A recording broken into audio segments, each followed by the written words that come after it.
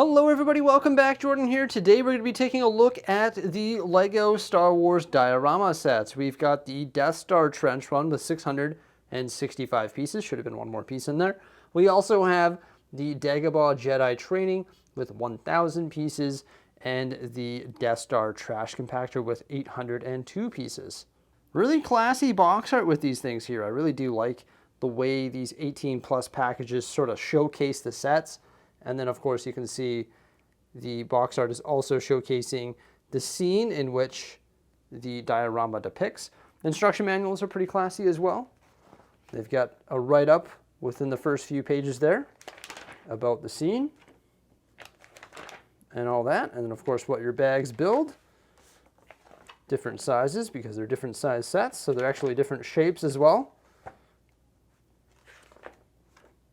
Now, these sets are pretty cool. They sort of remind me of the meditation chamber.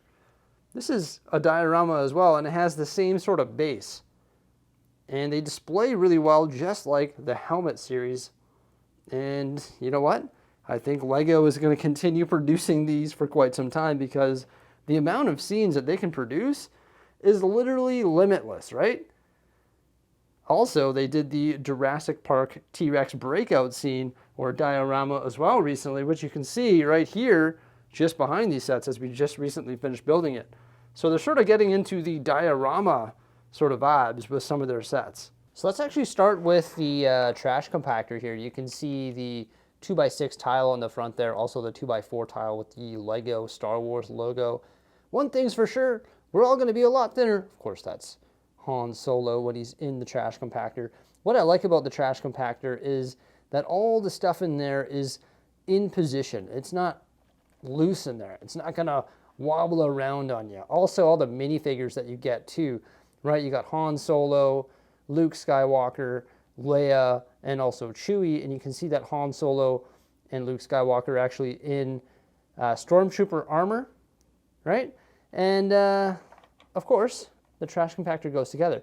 I will say that it is a little bit hard to get it aligned. You see how they don't go together just perfectly? Yeah, you gotta like wiggle it a bit to get it in there, just like that. But when both sides go together, you can see the minifigures when they're in their proper positions stay in the position, which is really neat. It's really cool that you can affix your minifigs in a spot so that when the walls go together, they don't move around, right? I think that's really neat.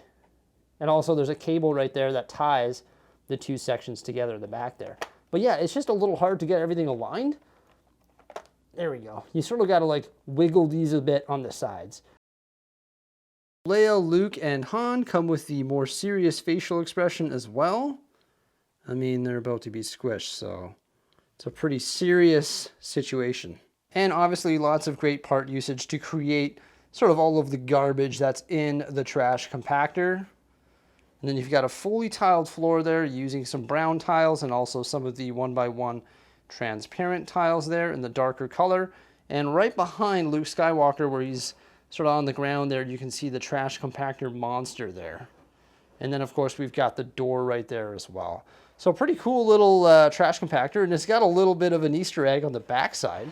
You can see there's R2-D2 and also C-3PO. 3PO, come in 3PO. Where could he be? Right? They've got to be included in the scene. I think that's really cool. So there's R2-D2. He does have the crooked head print there. You can see it's a little bit of an angle there. Yeah, classic. And then we've got C-3PO right here. And he's got some nice silver leg print detailing on his leg there. A pretty cool C-3PO. And then a printed tile piece right there as well. So definitely a highlight of the scene is the way that the walls can go in like that. Definitely way better than the ones that we've seen in like the Death Star playset, right? A little bit better than that, I would say. Yeah, but in general, a nice little set there, but you just have to make sure everything is aligned perfectly. Otherwise, sometimes the walls won't go together seamlessly. You'll just have to wiggle them around a little bit. But I really do like the set. It obviously depicts a famous scene from A New Hope. The Force is strong with this one. Of course, we have the Death Star Trench Run. I really like this one here. Lots of small pieces went in to create all of this greebling here that you would see in the trench of the Death Star. We have that cannon right there that can pivot. And then we have the X-Wing right here. I love the little R2-D2 tile. You see that 1x1 circular tile right there? That's an R2-D2 tile. So that's cool. It's held up by a clear antenna there. And then you're able to position it at that nice angle because it used one of those minifig 1x1 modified studs. You've got some gems on the back there to represent the thrusters. Lots of good part usage with all of the greebling. Very cool. No minifigures in this one here, though. You don't get a Luke Skywalker or an R2-D2 or a TIE Fighter pilot. You get the TIE Advance right there, Darth Vader's TIE Advance in micro scale form. Pretty basic build. And same with the TIE Fighters as well. We've seen similar builds to that before out of like, you know, advent calendars and also some of the May the 4th promos. The only one that I have right now is the Death Star 2 Battle. So lots of great detail, lots of meticulous building in this one here. A little disappointed that it didn't come with any minifigures. Would have been cool even if they put the 3 minifigures on the back. If they gave us a TIE Fighter pilot, Darth Vader, and also Luke Skywalker, I think that'd be pretty neat. But maybe it didn't need it because it kept the price down, right? But pretty self-explanatory. Lots of great part usage to create all of the awesome detail. And I really do like the X-Wing build as well. So there's the first 2 dioramas, and the third and final one is the Dagobah Jedi Training. It's got the X-Wing in the swamp and also Yoda's hut. The swamp was built using 177 of the trans green tiles. And there's the instruction page for it right there. Do or do not. There is no try. That is the quote tile from, of course, Yoda. You can see the Yoda minifigure right there. And Luke is currently upside down, training. He's got a pretty cool alternate face. I'll show you that right away. But the star of the show, I think, is the muddy R2-D2.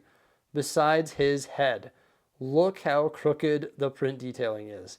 That's brutal, LEGO. Like, get it together. Like, why are all my R2-D2s crooked like that? That makes absolutely no sense. There's Luke's alternate face there. I don't know if he's concentrating or he's just sad. I think he's sad. I think he's pouting right now. I don't know. I think Yoda has to show him how to do it, right? You've got a snake coming out of Yoda's hut there. It's a pretty cute hut. It's got all sorts of cool parts, detail, and usage, such as the smoke coming out the side there, all sorts of unique curved slopes, cheese wedges, a little hubcap right there, rounded piece on the top there, some details outside of it, such as some more plant elements. You've got the little crate right there with the lantern on top. And then to access the details or see the details within, you actually have to swoop around back here where you can see a lightsaber hilt, also a pot there, and there's a little bit of a fire detail inside there. Nothing too crazy. It's built using some trans 1x1 tiles.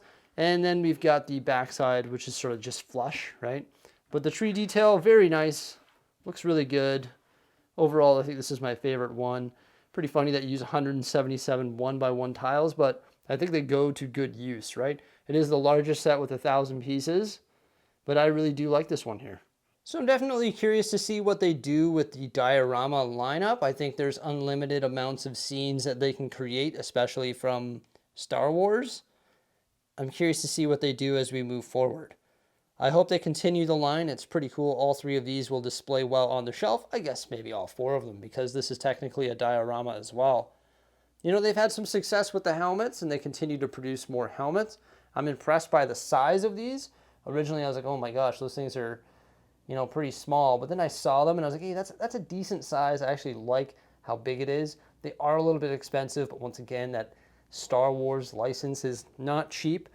Some of them come with quite a few minifigures. Some of them come with a few minifigures, and some of them come with no minifigures at all. So a little bit of inconsistencies with that there, but I guess in this scene you wouldn't have minifigures. So I guess me saying, oh, it should have came with minifigures doesn't really make sense, because in this scene you don't actually see, well, you do see minifigures, but they're in, of course, the spaceships, right?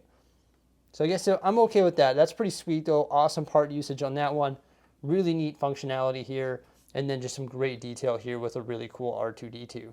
Let me know what your favorite one is by commenting below. Remember, like, subscribe, and stay tuned for some more great stuff coming out here in the near future. Thanks for popping on by, and have yourselves a great day.